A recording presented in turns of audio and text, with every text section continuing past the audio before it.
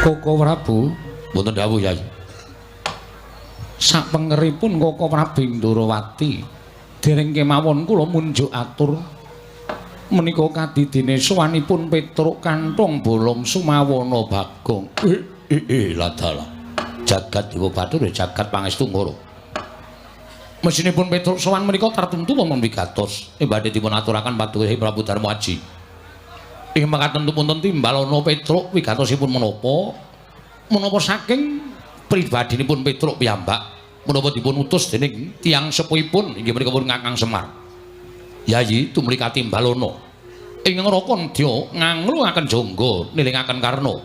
Midhangetaken ingkang tetela sabda pangandika paduka. Koko Prabu kasinggihan mekaten. Petruk Kanthong Bolong Raharja sapraptamu Panakawan Nunamit pasang Kalimantabe tinebena ing ladone dumawaing tawang tuwang linepatna ing tulak manung sewu kalepatan diagung pangasama paduka menawi wonten kiranging tata krami anggen kula sowan ngersa paduka Gusti kula ingkang sinuwun kepareng kula ngaturaken sembah sumengkeming pangabekti kula katur sinuwun nyaya Petruk Kanthong Bolong ndak tampa pangestuning sun tampanana kula pun dinggo jimat paripin dayana ing kasantosan prayoga nunggunmu ngadhep ngarsaning sun sampun boten kirang prayogi sinuwun Panakawan Bagong padha raharja sapraptanira berkah pangestunipun sinuwun Prabu Darma Kusuma winantu ing suka basuki sowan kula tebih saking Sambikala kepareng kula ngaturaken sembah sumengkeming pangabekti kula kunjuk sandhap padha paduka Gusti kula Sang Nata. Nyaya Bagong pangestuku tampanana. Kula pun dinggo jimat paripin dayana ing kasantosan. Diprayogakno anggonmu sowan Bagong. Sampun boten kirang prayogi sinuwun. Petruk Kanthong Bolong padha raharja sapraptamu. Pangestunipun sinuwun Mandura wilujeng bekti kula kunjuk. Ya Petruk pangestuku tampanana. Kula pun dinggo jimat paripin dayana ing kasantosan. Bagong padha raharja sapraptamu. Pangestunipun sinuwun Prabu Baladewa wilujeng bekti kula nggih Den. Ya, Bagong dak tampa. Pangestuku tampanana. Kula pun dinggo jimat paripin dayana ing kasantosan. Petruk slamet tekamu. Wilujeng bekti kula kunjuk. Bagong. Slamet tekamu. Wilujeng bekti kula katur Den. Ya, tak tampa. Prayogakno nggone padha ngadhep. Nun inggih sampun boten kirang prayogi. Nun inggih sampun boten kirang prayogi. Panakawan padha raharja sapraptamu Petruk lan Bagong. Pangestunipun Ndara Janaka wilujeng bekti kula kunjuk. Pangestunipun Ndara Janaka wilujeng bekti kula kunjuk. Prayogakno Panakawan. Nun inggih mboten kirang prayogi. Nun inggih mboten kirang prayogi. Panakawan sakarone padha raharja sapraptamu wilujeng bekti kula katur Ndara. Iya. Pangestuku tampanana. Nun inggih. Bagong padha raharja pangestunipun Ndara Rakanu Nekula bekti kula kunjuk. Iya Bagong ndak tampa. Pangestuku tampanana. Nun inggih sanget anggen kawula ndadosaken jimat. Terus kok kaya kurang siji ya. Mbok menawa ora mangkat ora sowan mesti ana bab sing wigati. Wis ora kuwi dudu perkarane awake dhewe. Wong awake dhewe iki ming batur, awake dhewe iki ming Panakawan. Ana priyagung sing ora tindak sowan ngersaning Sun Prabu Darma Kusuma iki mbok menawa ana bab sing wigati. Mula iki ora usah dadak dadi pikirane awake dhewe sing bakal awake dhewe diutus bapak sowan ing negara Ngamarta. Siap. 87, 86, 86. Ngawur, urung-urung kok wis 87 denggonmu. Kelahiranku, kelahiranmu. Panakawan wonten dawuh sinuwun. Ana wigati apa Panakawan mara gage matur marang panjenengan ingsun. Kepareng munjatur sapa paduka Gusti kula sanata menawi wonten lepatipun ingkang putra Anabdi Petruk nyuwun pangapunten. Iya Petruk ora dadi ngopo nun inggih. Kepareng radi maju anggen kula ngabiyantara sinuwun. Iya Petruk ndak keparengake.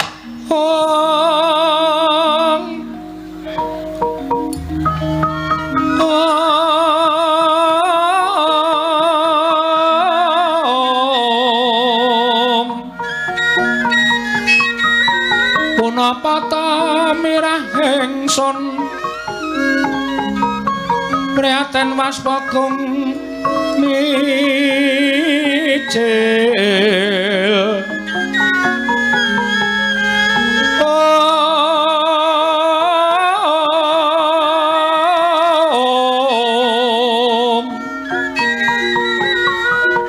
tanpa karya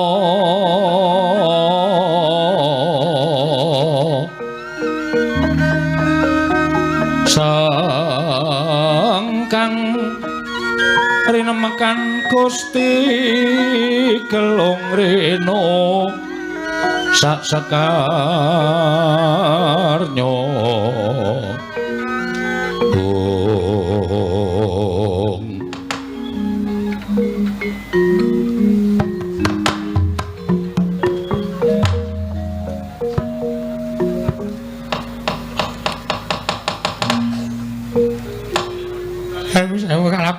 pun ngabdi tadah wadana sinuwun Petruk gantung bolo kena ngopo kowe teka tumuli nangis ana ing ngarepanku Petruk gantung bolo ngopo Suman ngersane Kalendra kok tumuli kowe ndungkluk lohmu netes ana ing jlambrah kowe nangis Petruk nangis oh yang ngene kok madang ini iki yo nangis. Lah nangis sebabe apa Matura? Ana abdi sowan ngersane Kalendra nedeng sini kok nangis ki arepe piye? Iki mboten kuat. Ngraosaken lampahan sing sumadang wonten ing Karang Kadempel. Petruk eneng apa? Mugi dados ning kawuningan sinuwun. Sewu lepat nyuwun pangapunten. Kula nderek atur wuninga. Petruk matura. Ora nangis Wegeng. Ora iso nangis. Aku wis kentekan eluh. Lah ngopo? Kanggo nyauri debt collector. Ora lalu sudah aku ndak guyu. Mugi dados nek kawuningan. Bilih dinten semangkene ya bapak niku gerah. Bapakmu lara. Nggih. Kok sira ora nanting kelawan wong atuamu nyuwun priksa larane lara apa? Lho la iya. Ing atase kowe iki anake Semar kok ora tareng karo bapakmu ki lara apa? Yen pancen duwe lara ditambake sowanke pendhita Brahmana Resi Winasis. Goleke tombo, kowe iki anak-anak wis gerang-gerang, bapakne lara nangis. Kaya bocah iki kaya bayi. Kowe iki wis tuwa, Petruk. Kowe wis gerang, kowe iki anak-anak. Sing jeneng wong tuwa kuwi dadi tanggungane anak nek anak-anake padha mentas kabeh.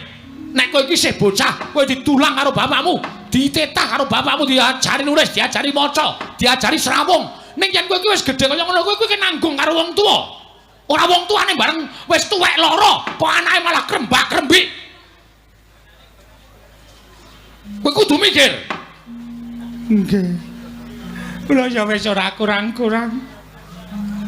Ning kula nangis niku mergo larane bapak niku mboten baen-baen. Lho, ora baen-baen piye? Bapak niku wis ora iso omong. Cangkeme perot. Ora kok. Ora. Bapakmu mboten saged omong, bapak niku ming teturon teng ngamben mboten purun mandhap. Nuwun sewu awake anyep kabeh. Monggo nek didumuk dadane niku jantunge isih enten isih dakjuk-dakjuk. Ning pun mboten purun omong. Mripate ming menteleng ngemu banyu sajak nangis. Nyawang bapak niku wis kaya kunarpa. Ora sedih. Kula matur sanipun sinuwun Prabu. Puntadewa mugi andadosna ing kawuningan. Langsung wae terus. Langsung piye? Sawanipun kula kalih Petruk nyuwun sumbangan. Ngagem resake bapak. Niku bapak kudu cek darah. Ya, Tru. Oh apa? Kowe wingi ra melu mresake kok. Sing mresake aku wingi tak becake. Terus dokter ngendika apa? Bapak kudu cek darah. Oh. Cuci otak. Waduh. Cuci ginjal. Sing terakhir bapak kudu cek son. Jackson menyaki cangkemmu. Niku sinuwun monggo sareng digunggung kalih dokter kandungan. Niku totale kathah sanget. Mila sowanipun Mbak Petro kalih Bagong wonten negari Ngamartuna sepisan ngaturaken soprosal. Apa, Gong? Soprosal. Proposal kalih prokol. Niku nyuwun pengayoman ning sowan kula menika mboten kok perkara kula menika pengin ngaturaken Bapak gerah menika mboten. Bapak niku wau dalu niku mboten ditunggoni anak-anake niku jebul iso nulis layang. Bapakmu nulis layang. Nggih. Tulisane dhuwur dhewe menika Kertanyana medhot janji.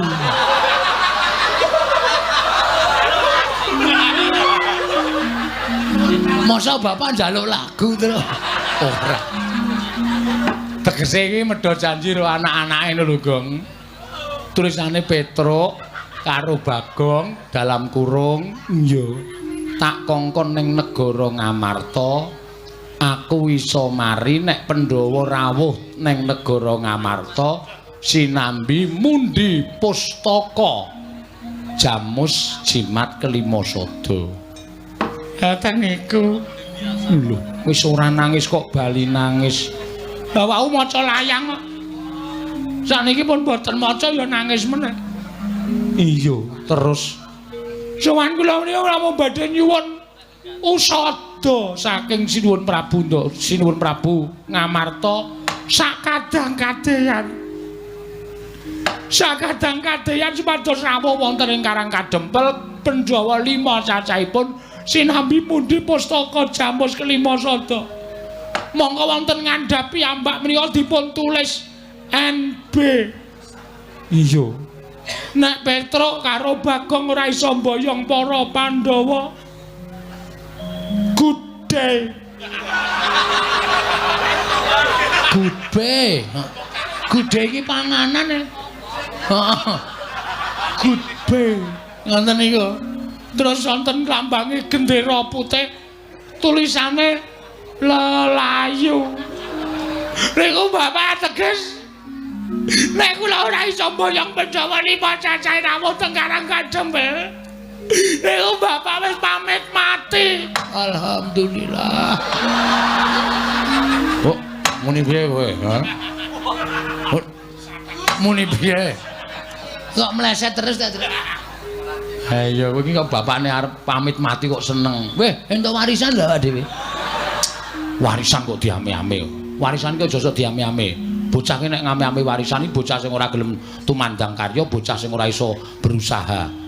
Oh, marem-mareme iki nek yasa dhewe, gawe dhewe utawa tuku dhewe, marem-mareme. Ora kok ngame-ame warisane wong tuwa. Ora. Nek bapak mati piye ayo? Ayo mendem. Oh, lah iya. Nek terus nasibmu piye? Biasa iki aku. Aku ora tau gagas piye-piye kok.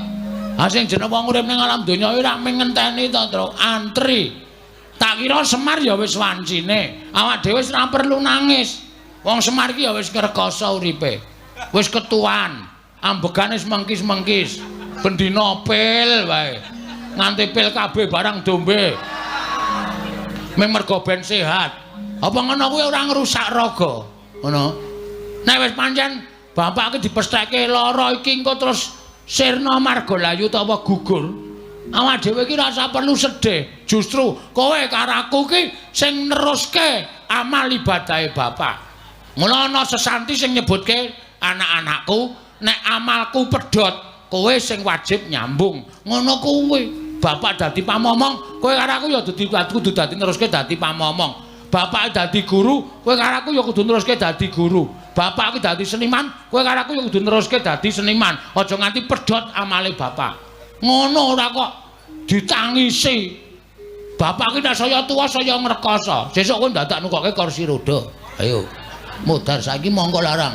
Didol ndasmu iki, Pak. Nek tak tendang piye? Hah? Karo kakane kok ndas-ndas ki. Kowe kandhane ngayal kok senengane ora. Mboyo santai. Nek pancen dipestheke saiki matur Ndara Puntadewa, nek Ndara Puntadewa kersa rawuh, dinteni nang Karang Kadempel sinambi nunggu bapak. Ngono. Lese jam pira? Mula nek kok bapak ki isih iso nganu, apa isih iso bergerak, kowe golek mangsi, jempole bapak dikai mangsi terus engko awak dhewe sing nulis surat dhewe, petruk bagiane semene, garing bagiane semene, bagome, terus dicap nggo jempole Semar. Duh, wis sah milik kita. Kita foya-foya. Anak apa ya? Anake Semar. Masamu anake sapa? Ha iya ning ya kowe iku bangetan ora. Rasa ditangisi, wis men ra apa-apa. Ora mung Semar. Kowe saya ngono to. Kowe iso nek tuwa saya tuwa ya lara. Anakmu ya do nangisi kowe. Aku ya ngono. Aku saya tuwa ya lara. Lho, dalane wong dipundhut karo sing gawe urip ki dhewe-dhewe. Lho, Semar diparingi lara. Terus engko malaikat tekan jabut Semar. Wis awak dhewe ora iso nggodheli bakar ngulyak malaikat. Ha. Mbok nganggo pikiran terus nek omong. Segong aku tak matur sinuwun Puntadewa iki kersane piye? Kersa rawuh ning Karang Kadempel apa ora? Petro dalem upama Pandhawa sowan ning Karang Kadempel, Pandhawa ora ganep. Kok iso? Iya Petro, krana Sedewa dina iki murca. Lho. Ndara Sedewa murca? Iya Petro. Murcane sebab apa? Mergi menapa? Murcane Sedewa merga nggondheli pustaka Jamus Kelima Sada nggone bakal ndak caosake marang Koko Prabu Ndarawati. Lho, mangriyen Sinum Prabu Ndarawati mboten lenggah teng mriki kok. Nembe wae jengkar nggawa pustaka Jamus Kelima Sada. Mula yen Pandhawa sowan gotang loro ora bisa mbaya pustaka Jamus Kelima Sada lan Sedewa ya ora ana. Waduh, Gong. Mati tenan Semar. Ya wis ayo mulih tuku peti sisan. Kowe kok bingung ta ngapa ta? Gawe santai lho. Gawe santai lho. Waduh gayane kok logatmu iki lho. Lho ya apa sih?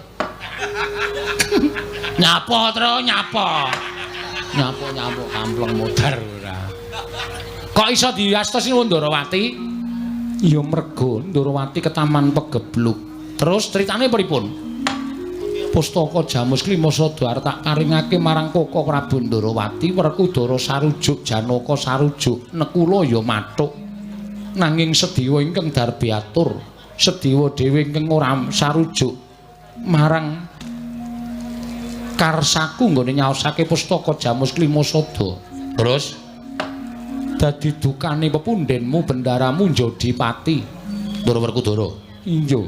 Terus Sedewa didukani ndaramu Werkudara apa dene ndaramu Mandura Koko Prabu Baladewa ora kuat ngampet murkaning ati ndaramu Jodipati wekasan kawiyos pengendikane Sedewa ditundung minggat dening ndaramu Werkudara Petro Jaja muntap lirik netap duka yayasinipe netra kocak ngundarandir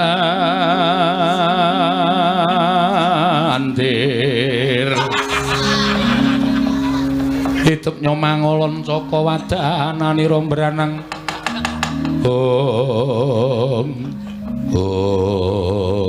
ngapa Truk menengo saling perkara iki lha kok dadi kaya ngono kelakuane ngendelke le gagah ngendelke le rasa ngendelke sentosa. Lah kok mentala karo dulure dhewe. Ingkang mestine Ndara Sedewa iki dadi jangkeping Pandhawa sowan ning Karang Kadempel. Ning kok mergo saka nuruti karo mubal babaling nepsu. Ora gagas kuwi kulawargane, ora gagas kuwi adine. Kok wani nundung karo Ndaraku Sedewa? Petruk, kowe iki ngopo? Sik, sirah sampean ngaling-alingi kok. Lho, kowe iki nesu sapa? Ndara Werkudara. Kok mandeng aku? Nuwun sewu, mestakane ngaling-alingi. Rada medun. Wah, edan. Nah, ngono. Oh, keduwuren. Sok dikepras gundulmu atos. Petruk ngopo? Sampeyan ora rumangsa salah. Sampeyan ora rumangsa keliru, ya. Aku klerune nggono apa? Luputku nggo endi? Sampeyan nundung Ndara Sedewa. Dasarmu apa sampeyan nundung Ndara Sedewa? Mergo Sedewa ora manut karo aku. Apa kabeh kulawarga kudu manut karo sampeyan? Apa sampeyan ki rumangsa bener dhewe, ya? Eling, Mas. Bener menika werna telu. Benere dhewe bener bebrayan, benere sing gawe jagat. Benere dhewe niku tumrap sampeyan bener, tumrap wong liya ora bener. Benere nggo bebrayan niku saiki iya, sesuk ora. Saiki ora, sesuk iya. Niku owah gingsir. Bener sejati niku bener sing gawe urip. Mula aja sok benerke awake dhewe. Ning ngetungen bener ora tumraping wong liya. Ndara Sedewa niku adimu, tur niku beda ibu karo sampeyan. Wajibe nek beda ibu karo sampeyan, sampeyan niku ngayomi karo adimu ku alon. Tresnanara ngungkuli adimu dhewe. Kok njur semenang-menang. Sedewa, minggat. Ngoten to, Pak? Wah, ora bae-bae. Iki kula mesur tenan iki. Kelengkapaning kok kata-katamu kok meneng wae iki. Kompliting Pandhawa niku dumunung tanggung jawabe ana Petruk, ana Bagong, ana Gareng, ana Semar. Nek Pandhawa gotang niku sing diseneni karo dewa niku Semar, Gareng, Petruk, Bagong. Mergo ora iso ngreksa marang para Pandhawa. Monggo niki dibutuhke karo bapak. Pandhawa 5 dibutuhke karo bapak supaya rawuh teng Karang Kadempel. Sampeyan undung Ndara Sedewa, mula nganti Pandhawa ming jangkep papat. Nek Pandhawa ora komplit, ora kelakon sowan teng Karang Kadempel. Bapak sedo. Tegese sing dadi jalaran sedane bapak sampeyan. Wah, kurang ngerti apa-apa. Lho, mbok dipersake mripate. Rek. Ora ngerti apa-apa piye? Nuwun sewu lho, sing dadi jalaran sampeyan. Ora ngerti kenthang ki puling lelakone bapakmu. Bapakku lara. Isane mari Pandhawa rawuh teng Karang Kadempel 5 cacahe sinambi mundi pustaka Jamus Lima Sada. Ndara Sedewa ora ana, pustaka Jamus Lima Sada ilang. Digawa Ratu Ndarawati. Tegese bapak pancen disengkake patine karo para Pandhawa. Niki kula ora trima. Ya, Gong. Ini gini. Iki pancen ketoke wis sengaja, Tru. Heeh. Iki pancen wis sengaja to gawe cintrakane Bapak Semar. Ndara Sedewa ditundung karo Ndara Werkudara, Prabu Puntadewa maringke pustaka Jamus Lima Sada karo Prabu Kresna. Ada? Iya. Karepe piye iki? Ki aku nek nesu nguyuh sanggon-gon iki. Ya aja nguyuh sanggon-gon ora. Tielot apa? Tielot. Toilet. Tielot ora. Ngarani kleru kok ora. Niki pancen wis disengaja, jelas wis disengaja. Nek carane kaya ngene iki, aku ora trima. Aku ora seneng nek kahanane kaya ngene. Pancen niate arep gawe sengsarane Bapak Semar. Oke, ora masalah. Nek ngono wis ora do ngelingi lelabuhane Bapak Semar. Tru, tanganmu ngene, Tru. Ya. Tanggo mik. Oh ya. Ora do ngelingi lelabuhane Bapak Semar. Muni kok muni. Mula kang sawu aku ora nrimake. Aku ora nrimake diatur ngersane Bapak Semar. Nek Pandhawa ora komplit, ora iso sowan ning Karang Kadempel. Ndara Sedewa murca, Ndara Sedewa lunga. Sing nundung sapa? Sing nundung Prakos. Waduh. Sing nundung Ndara Werkudara. Sing nundung Ndara Werkudara. Gagong. Sing nundung Ndara Werkudara. Sing nundung Ndara Werkudara. Mula wektu dina iki Ndara Werkudara karo Prabu Baladewa menjadi terdakwa. Lho. Aku ngapa? Kowe kakane Kresna ta kowe?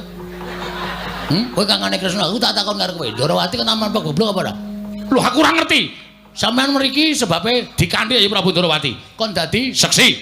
Saksi yang mengatakan hal yang tidak nyata mendapat sanksi. Anda kesalahan. Melanggar pasal 521. Pasal pira, Gong? 521. Apa kuwi? Dedak.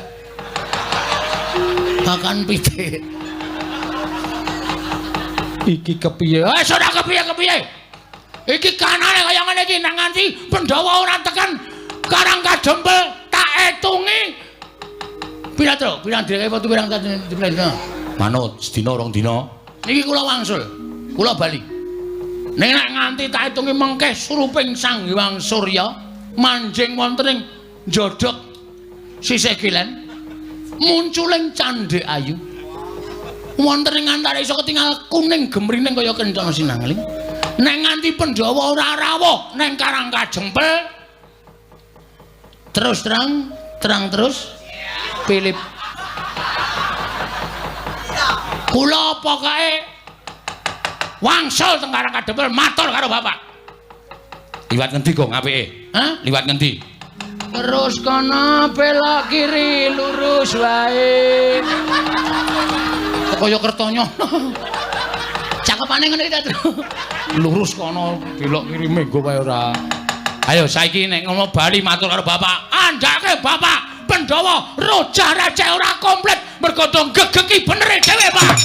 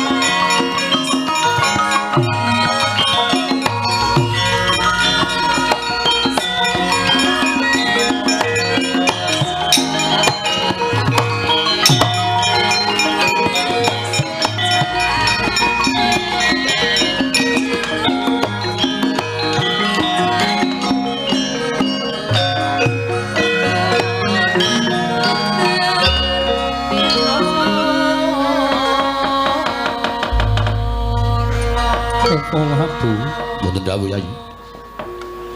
Urmangsa miris manahipun ing rayih Ngamarta. Karna Petruk kaliyan Bagong anggenipun matur dhateng Kyai Semar. Pangraos kula kados pepes bayu kang tapis mboten gadahi kekiyatan. Menawi ngantos Kakang Semar wuninga lelampahan ingkang tumanduk wonten negari Ngamarta tuwin lelampahan ingkang sinandhang dening para Pandhawa. Monggo kula apal dhateng watakipun Petruk kaliyan Bagong ajrih kula.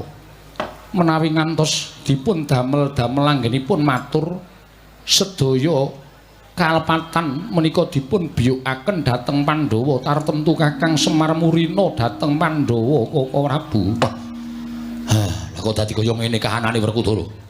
Wah, aku dhewe ya ora ngerti. Lah kuwi senengane nek nesu adimu terus tok tundung lunga. Lah nek kahanane kaya niki piye? Monggo Kakang Semar mbutuhake Pandhawa 5 cacahe rawuh ning Karang Kadempel. Sinambimu di pustaka Jamus Miang Jimat Lima Sada. Yen perkara pustaka Jamus Lima Sada kuwi iso dijagake, merga Kyai Kresna wis paring dawuh, yen to wis padhang lelakon kang tumanduk ning Praja Ndarawati, pusaka bakal kakundurake. Ning yen Sedewa iki wis kadung minggat. Wis kebacut lunga. Mongko wong lunga kuwi ora dingerteni menyang endi papan pernahe. Ling goleki piye? Sasah goleki. Lho, Nek ora usah digoleki iki mengko ora kelakon sowan ning Karang Kadempel. Nek nganti Kakang Semar banget gone loro, gedene nganti Kakang Semar kuwi sedo. Sapa sing kapitunan? Pandhawa kelangan pamomong. Wah, ladalah suduk gunting tatu loro. Wah, aku ya ora ngerti nek Petruk arep sowan. Aku ya ora ngerti kabar nek Semar loro. Wah, blojo dibioke nang aku. Kaluputane. Kabeh keluputan, Pandhawa kabeh keluputan. Barep ya keluputan. Aku ya salah, Janaka ya kleru, Nekula ya kleru. Yen ngono bener dhewe Sedewa. Wah, mbuh ra caturan. Wah, lah kok dadi kaya ngene? Saiki piye Werkudara? Yen miturut aku ngene wae. Sinambi ngenteni suwane Sedewa sartane pustaka Jamus Klimasada. Petruk karo Bagong dioyak. Sing ngoyak Petruk Bagong sapa? Kowe. Lho kok aku ngopo? Kowe sing luput kok aku?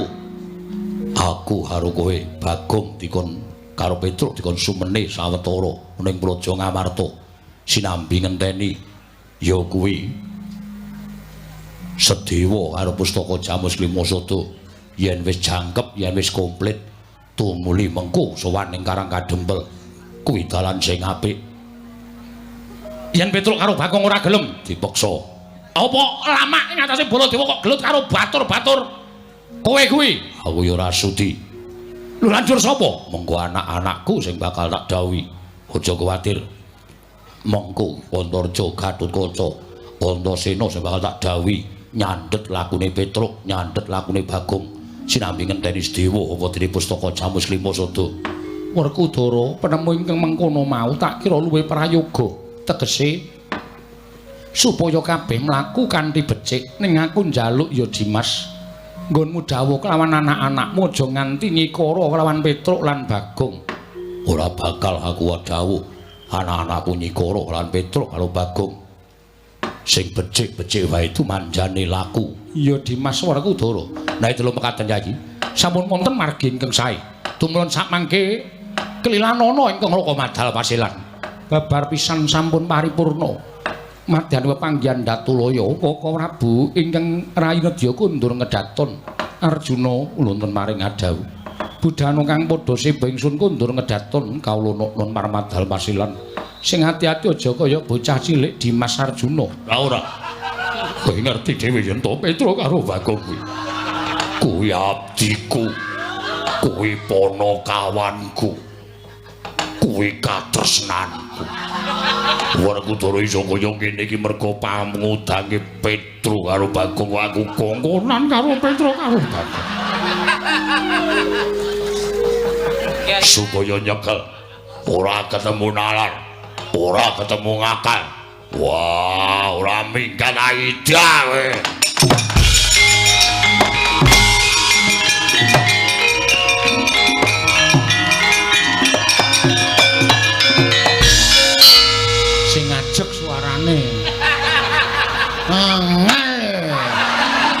Mbok kowe dadi Werkudara.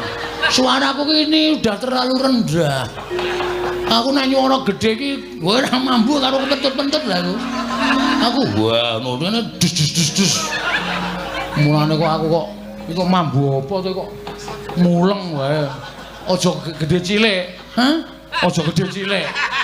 Aku alami kok ya. Gedhe cilik iki wis alami. Aku nek nyuara ya sok gedhe sok cilik.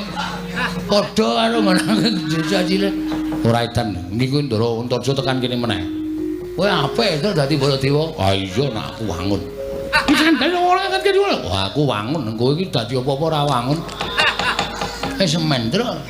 Aku dadi Bagong tok wangune ya wis ben ora. Wis ngati-ati suarane sing ajeg. Iya. Gedhe lho. Wah, Truk. Grup yo andrep.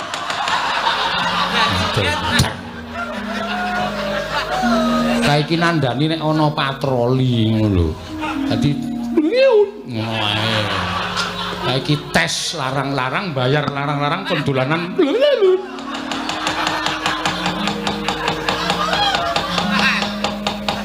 Heeh ya. Ayo.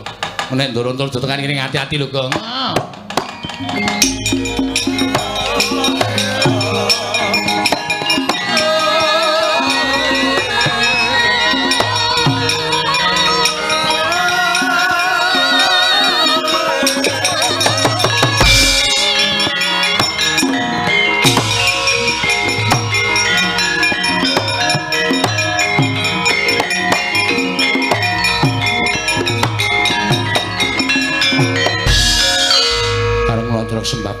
bekti. Wah Mandura, ya Antarja tak tampa. Pangestuku tampano. Lho punika jimat maripin daerah ning kasantosan. Rama Kyai kula ngaturaken bekti. Rama Kyai. Yo. Antarja tak tampa. Pangestune bapakmu tampanono. Lho punika jimat maripin daerah ning kasantosan. Ki menapa paduka lenggah wonten mriki? Kosek warna ndi? Madosi Petruk kalian Bagong. Lho kok padha karo karepe Gatotkaca? Menapa kadang kula Yai Pringgotani sampun dumugi mriki. Wis. Lan wis matur karo awakmu ing Mandura. Yen to bakal nyekel karo Petruk karo Bagong. Monggo aku ket mau nang kene ora weruh gribete Petruk karo Bagong. Turta jarene sing kongkonan Baladewa. Monggo Baladewa ora rumangsa kongkonan. Bapakmu ya ora kongkonan. Ya to? Ngono to? Iya. Aduh. Iya, aku ora kongkonan, wis kapok kongkonan Gatotkaca. Kongkonan kon tuku kerokan jenggot. Ditukoke garu. Gundule atos. Iya, sadar.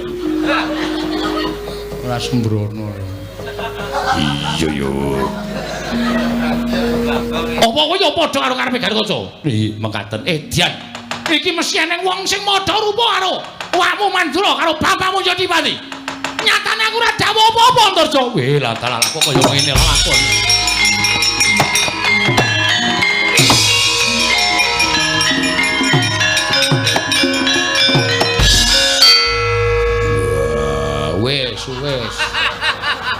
Wis lunga wis.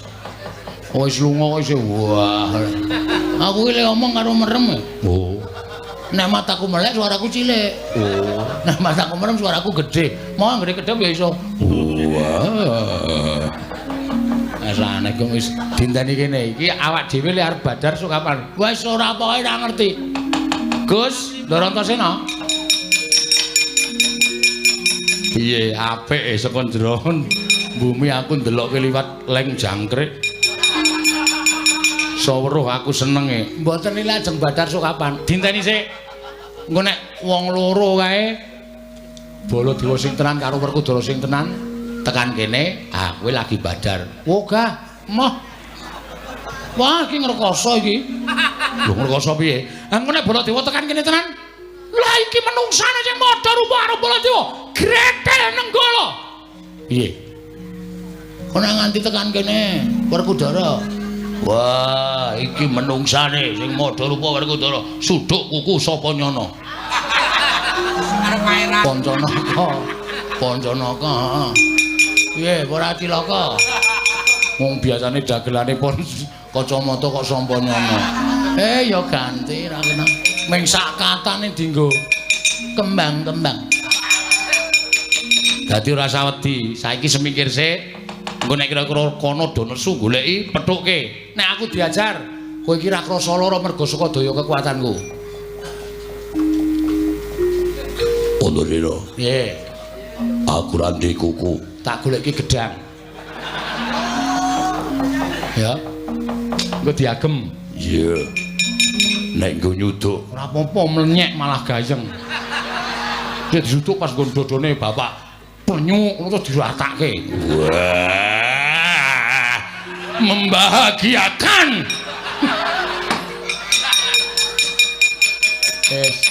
Dorene sik. Ayo, Gong. Wah, sandwich. Kae piye Werkudara kok le mlaku itak-itik. Kaya Bagong ora. Pokoke do dinteni kene sik. Yo, nggih.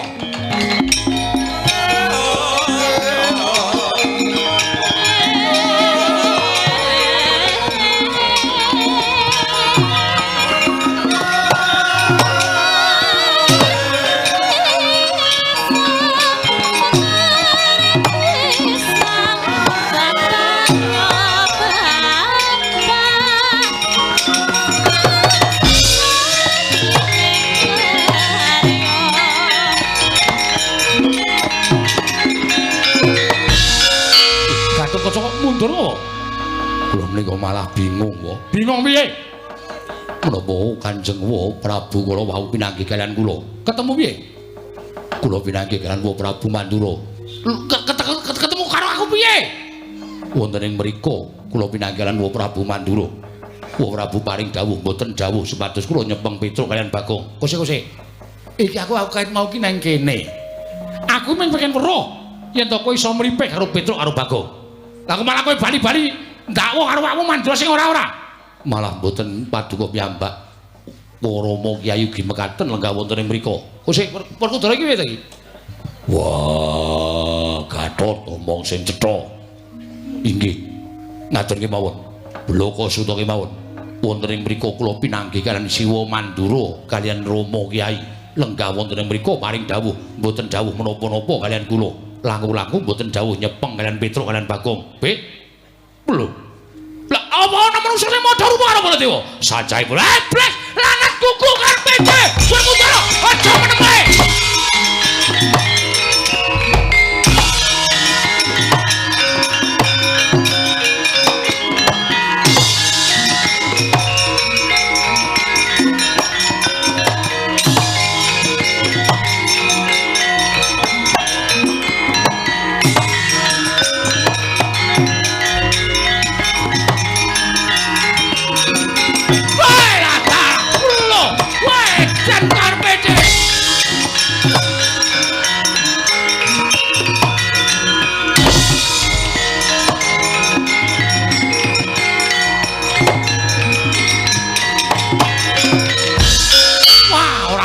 Jane wong daplok menungsa ora tatanan wani madha rupa karo Nata Mantura Prabu Baladewa.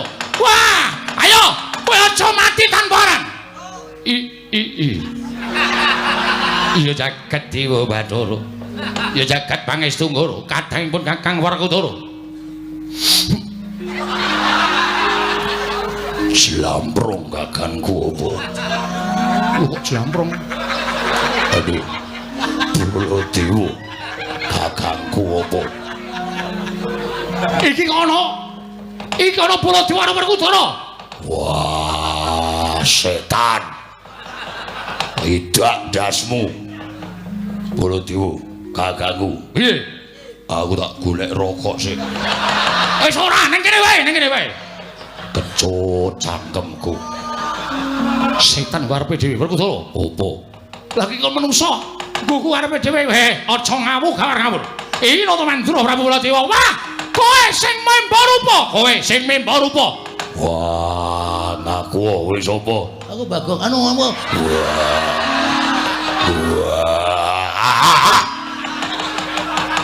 Aku Werkudara. Wah, setan. Banjal maning. Batur-batur suarane ora pangling. Wah, kuku karepe greten kula moncer dening aku, Pak. Wah!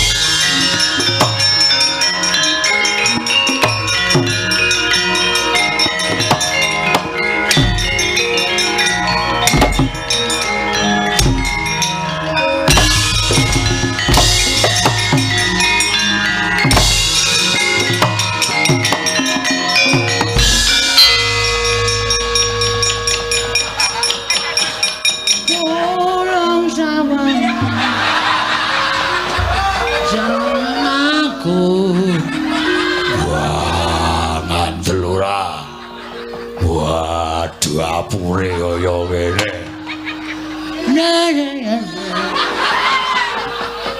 Truk. Aku kecekel, Truk. Kecekel kok bangga. Nggih. Aku wis disikep, Truk. Ngati-ati lho, Gong. Iki aku lagi perang. Perang kok omong.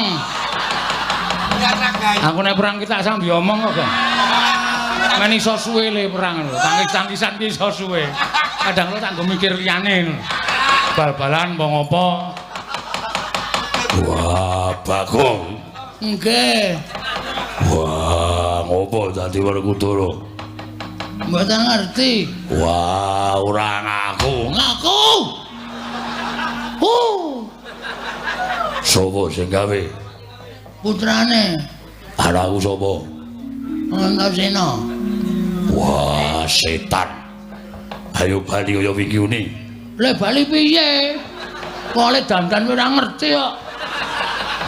Wah, Antasena. Antasena. Kowe nendi le? Aja mirang-mirangke bapakmu.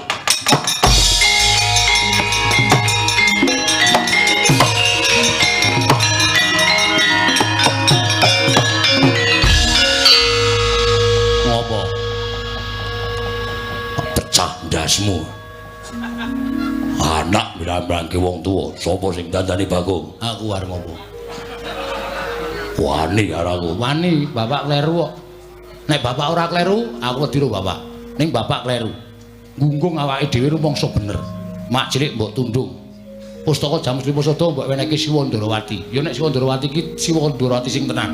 Nek palsu, nek minggu alasan nyolong Pustaka Jamus Lima Sada, sapa sing kelangan? Kelangan pusaka, kelangan mak cilik Sedewa. Remuk Pandhawa, Pak. Mergo sampean ora iso mikir sing jero.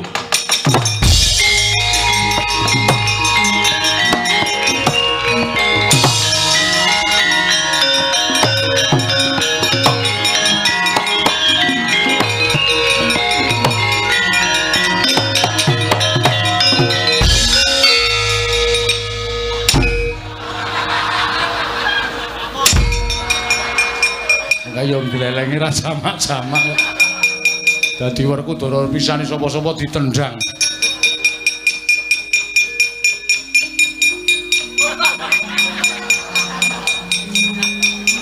Antasena. Apa, Pak? Kowe Bagong. Ah iya. Begini kowe cemburu.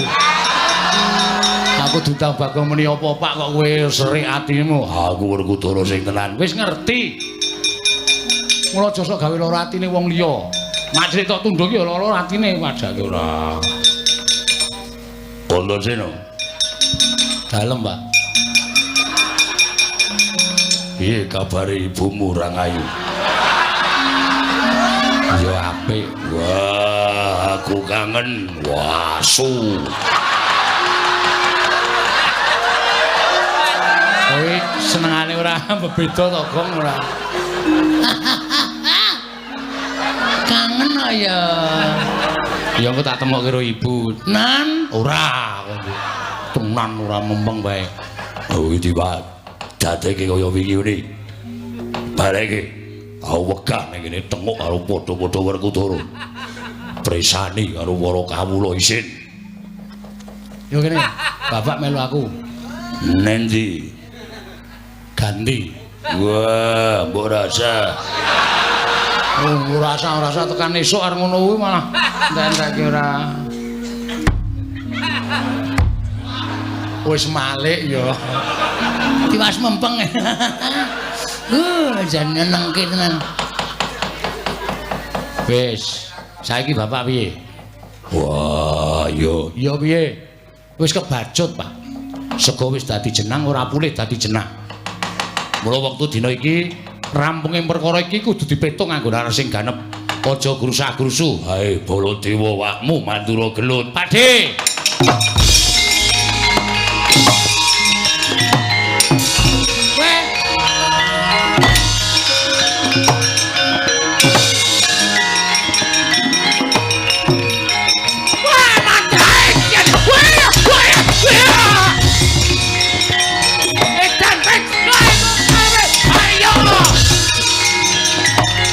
Sabar, Pakde, sabar.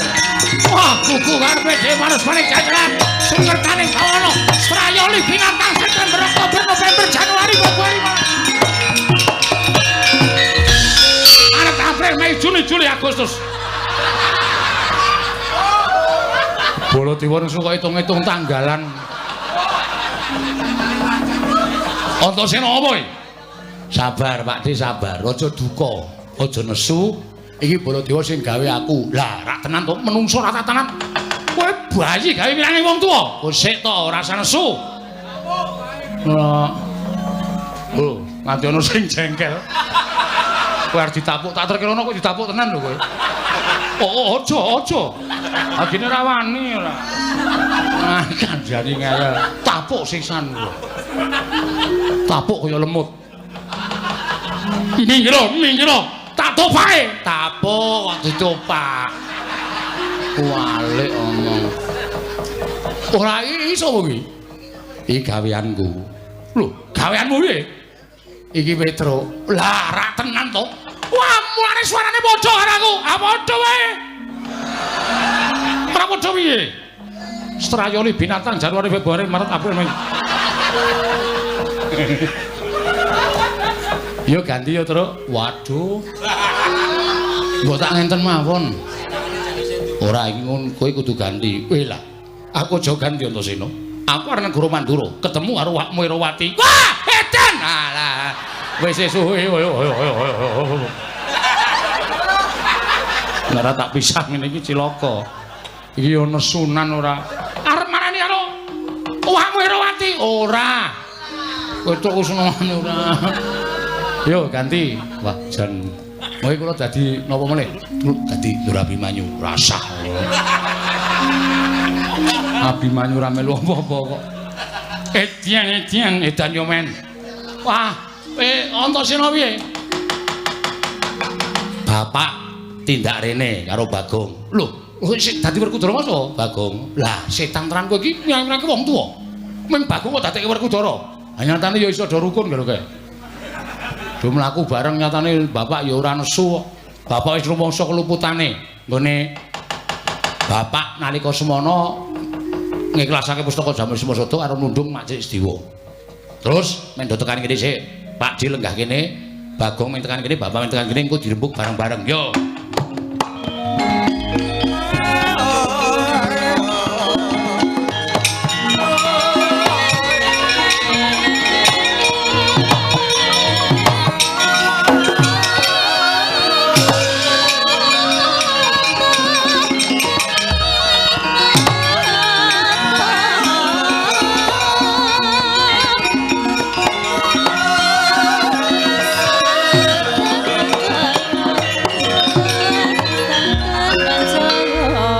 Werkudara. Wis to Gong iki apa? Lah linggo kuwalik, Ndara. Wah, kowe disiki kok. Lho, iki sing nang mburiku sapa iki? Bagong Edian. Kuwi apa kowe? Sing nang mburiku kudune Werkudara. Kowe. Heh. Pira?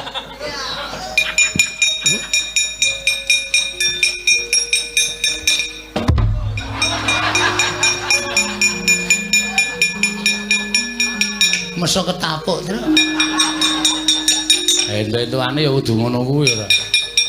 Sing apik Werkudara. Yo.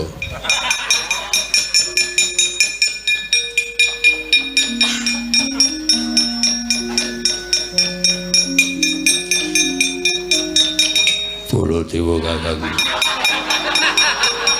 Ya Werkudara piye? Ku cangkem iso meneng ora kuwi? Wis malik dawang sing Baladewa Kakang, kakangmu kok piye? Mboten. Ah, ya karang ketonto ya, Truk. Ah iya. Bapak wis nglenggono keluputan. Pakde, aku tak matur karo Pakde. Ora perkara piye-piye, ning aku apal karo pambeganing Mak Cilik Sediwa. Apal perkara piye? Mak Cilik ki aja dianggep bocah sing nom dhewe ning Pandhawa, utawa piyai sing muda dhewe ya suwane ning Pandhawa. Ning aku matur bola-bali to. Siwa Darma Kusuma wae pendak-pendak taren karo Mak Cilik Sediwa. Mula ngendikane Mak Cilik Sediwa perkara pustaka Jamal Simasada kuwi bener. Lah saiki ngene. Nek upama ketratase pusaka kuwi dicidra karo menungsa sing membanata Ndarawati. Lan saiki wis lakon nggawa pustaka Jamal Simasada. Saiki aku tak takon, sing tanggung jawab sapa? Ayo. Nek perkara lungane Mak Cilik Sediwa sing tanggung jawab Bapak Werkudara, Rama Jodipati. Merga sing nundung Rama Jodipati. Nek perkara pustaka Jamal Simasada kuwi piye sing arep tanggung jawab sapa? Monggo sampeyan rawuh ning negara Ngamarta ndombani nata Ndrawati gene nyuwun ngambil pustaka Jamus Lima Sada. Ya ora. Waduh lah terus piye? Ah, iki nek gelem menggalih nganggo nalar sing garwa lha plegak-pleguk kabeh to. Mula perkara iki wajib dipetung. Wajib dipetung. Ning iki mau nyatane wujude blegere Kyai Prabu Ndrawati. Saiki akeh wong sulapan. Akeh wong sulapan. Tenan lho. Pinginane kula ketekan Petro niku ya entek-entekan. Bonom wong liya nyandang Petruk maling gen kula ndandan. Oh apa kok? Heeh. Jam piro le teko? 1:30. Aku 1:30 ning gonamu iki. Wah, berarti kowe tenan kowe. Kene, Tru, tak dol. Kowe ditagih semaya wae kok. Ora tak ngonone tegelon, ora tegelan tuman wae kowe ora. Lah terus piye? Ah, saiki lagi iso menggalih. Bareng wis kelakon terus tembunge ming lah terus piye? Lah iki nang kene iki sing ngeling rembug nang kene iki Pakde.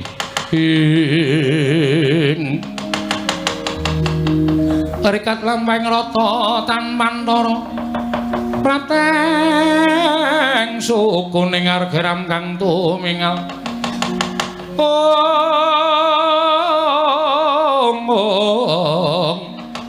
Geram kang tumingal dendeng saengga praja.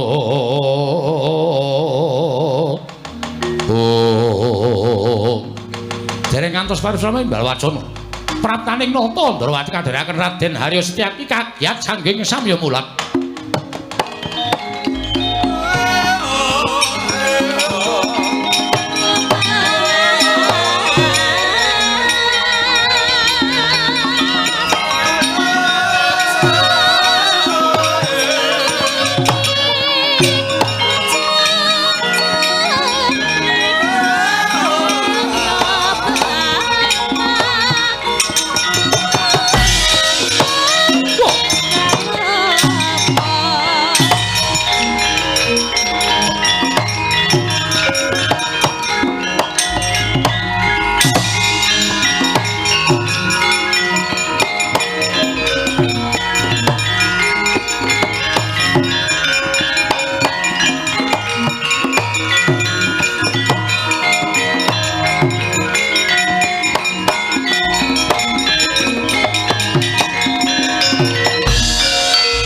Sinayeng manglung mintonaken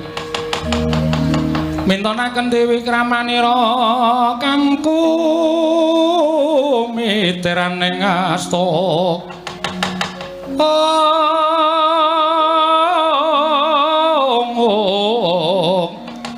kang kumitiraning asta aning asta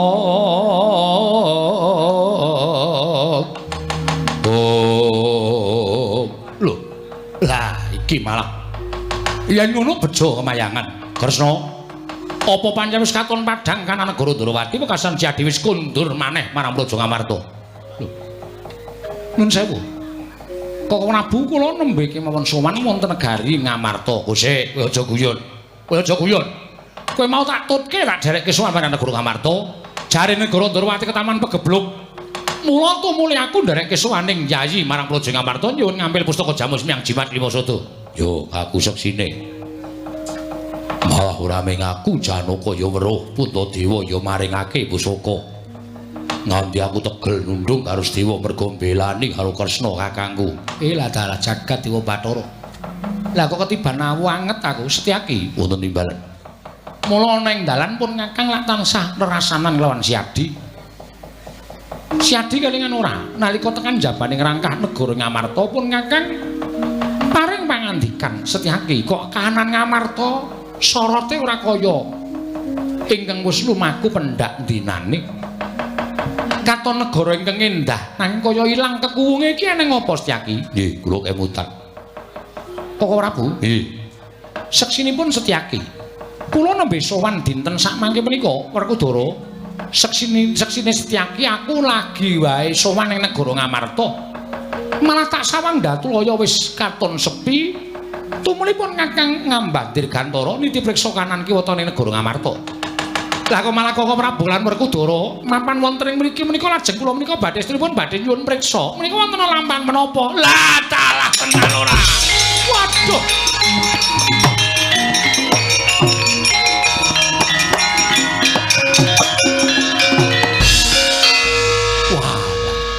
kok ora merucut ucape Antasena. Kandhane kok. Kapora. Pak, oh. Korban adimu lanang sing tok labuhi ora ana nyatane. Waduh. Sak kira ki nek arep waduh. Ora waduh iki wis kebacut kok waduh. Wah, Setiwa, aku njaluk ngapura. Iya Dimas, ora dadi ngopo ya iki? Aku to. Suwene meneng wae kok cerewet ora. Ha kae njaluk ngapura sapa? Wong Sedewa wae ora ana. Nek ora diwangsuli engko nesu. Gong, Nun, menengo sik. Iki lembuk wigati. siap.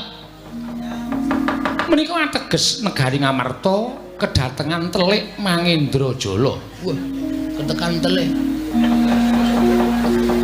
Ingkang dusta pustaka Jamus Nyang Jimat Limasada. Waduh, mongko pun kakang dadi saksi tama. Atur Nyai Prabu Tarawati kunjuk Nyai Prabu Darmakusuma wekasan Nyai Prabu Darmakusuma maringake pustaka Jamus Nyang Jimat Limasada. Inggih. Ora kudara tumuli mentala kelawan adimu lanang ngono to? Iya. Wis, perkara iki ora sandadak padha digawe getun. Jereng sing jeneng lelakon kuwi adile mung dilakoni, pacoban kuwi adile mung disandang. Yo. Mula sesuk meneh kuwi sing prayitna ngati-ati. Aja gampang kepilut marang gebyaring busana, aja gampang kepilut marang akeh raja Brana Picis. Aja gampang kepilut marang esem kang manis sarta manuhara. Ing saknyatane kuwi bakal dadi racun tumraping para Pandhawa. Yo, aku njaluk ngapura. Dara, Iya. Janaka Yai Prabu Darmakusuma dikanthi derekna Tindak menyang ndi? sowan ning Karang Kadempel. Petro, dalem. Bapakmu piye? Lho, sampean pun presone bapak loro. Wis. Pun dile, durung. Waduh. Mbeton apa? Ora nggawa apa-apa wis. Wah. Jeruk-jeruk ora masalah. Sing kecut wis. Nggo linu-linu untu ya, Tru. Heeh. Mangane linu uripe. Ha iya. Tolong linu untune. Ha iya. Sowan ana ing Karang Kadempel, Kudara. Yo. Mengko manut karo ngendikane Kyai Semar. Yo. Kabeh diganti ning negara utawa ning Karang Kadempel. Elinga. Pandhawa tanpa Semar tak kira bakal nungsang puyang lakune nggudel bingung numbuk bentus ora weruh kiblat. Yen tanpa nata Ndarawati wae tak kira Pandhawa isih isa nata marang uripe. Nanging yen tanpa Semar, merga Semar ki pusaka ing bisa kandha jimat kang bisa ngucap sapa ing cetakan kelawan Semar ingkang lali dadi eling ingkang luput tu muni dadi bener, ingkang bengkong tu muni dadi jejeg. Yo. Kok ora Bu? Nggih. Monggo dateng Karang Kadempel. Yo. Petro, nun. Sowan bapakmu. Alhamdulillah, Gong. Sinuwun Ndarawati barang arep ning Karang Kadempel. Wah, wis. Semar ki mung etok-etok jan. Ora, ngawur Semar. Pemeng golek sumbangan ya ora. Kuwi anak apa to ya? Anak kodhok. Ngayal kan. Monggo sinuwun. Kok Prabu? Yo, ayo. Ora Kudara. Yo.